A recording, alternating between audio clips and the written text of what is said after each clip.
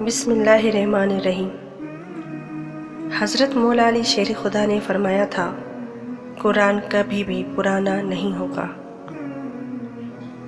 جب بھی پڑھو گے نیا ہی مزہ آئے گا، نیا سرور آئے گا، نئی کیفیت ہوگی۔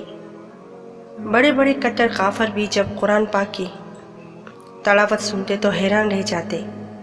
ایک کافر جس کا نام عتبہ تھا، ایک دن ابو جہل سے کہنے لگا کہ بڑی ہوگی لڑائی اور بہت کچھ ہو گیا، میں ایسا کرتا ہوں جا کر حضرت محمد صلی اللہ علیہ وآلہ وسلم سے بات کرتا ہوں اور مذاکرات کر کے آتا ہوں۔ ابو جہل اور دیگر نے کہا، صحیح بات ہے، تو ذہین ہے اور عقل مند بھی ہے، سمجھدار بھی ہے، تجھے بات کرنی چاہیے۔ وہ لوگ ہمیشہ نبی پاک کے پاس جایا کرتے تھے اور عجیب باتیں کیا کرتے تھے۔ عتبہ وہاں سے نکلا اور نبی کریم کے پاس جا کر کہنے لگا، یا نبی کریم، ہم سب آپس میں ہیں، ایک برادری ہے، ایک قبیلہ ہے، ایک شہر ہے، اور پھر بھی ہم آپس میں لڑتے ہیں۔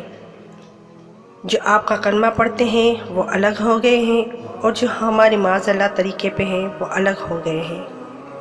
کیوں نہ ہم بیٹھ کے آپس میں بات کر کے مسئلے کا حل نکال لیں؟ تو آپ صلی اللہ علیہ وسلم نے فرمایا، کیوں نہیں، کیا بات ہے بتاؤ۔ عتبہ کہنے لگا، آپ سرداری چاہتے ہیں تو ہم دیتے ہیں، اور اگر آپ مال و دولت معاذ اللہ چاہتے ہیں تو ہم وہ بھی دیتے ہیں، جو آپ کہیں گے وہی ہم کریں گے۔ آپ کا کوئی مطالبہ ہے تو وہ بھی ہم ماننے کو تیار ہیں، آپ ہمیں بتا دیں، ہم وہ کر دیتے ہیں۔ عتبہ نے لمبی تقریر کی، جو اس کو آفر کرنی تھی وہ کی۔ نبی کریم خاموش رہے۔ جب اس کافر کی بات پوری ہو گئی تو نبی کریم فرمانے لگے، اگر تمہاری بات پوری ہو گئی ہو تو میں کچھ بولوں؟ عتبہ کہنے لگا، جی جی بولیں۔ نبی پاک نے قرآن پاک پڑھنا شروع کیا، چند آیتیں پڑھیں، عتبہ کھڑا تھا، بیٹھ گیا، پھر کھڑا ہوا، پھر بیٹھ گیا، کبھی ادھر جاتا کبھی ادھر جاتا۔ حضور نے جب تلاوت ختم کی تو کافر کہنے لگا، مجھے بس اجازت دیجیے، میں واپس جاؤں۔ جب عتبہ واپس ابو جہل کے پاس آیا تو ابو جہل اسے دیکھ کر کہنے لگا، جو گیا تھا وہ عتبہ، اور جو آیا ہے وہ کوئی اور ہے، یہ کوئی اور ہے، یہ وہ نہیں ہے جو گیا تھا۔ ابو جہل نے عتبہ سے پوچھا، تم گئے تھے، پھر کیا طے کر کے آئے ہو؟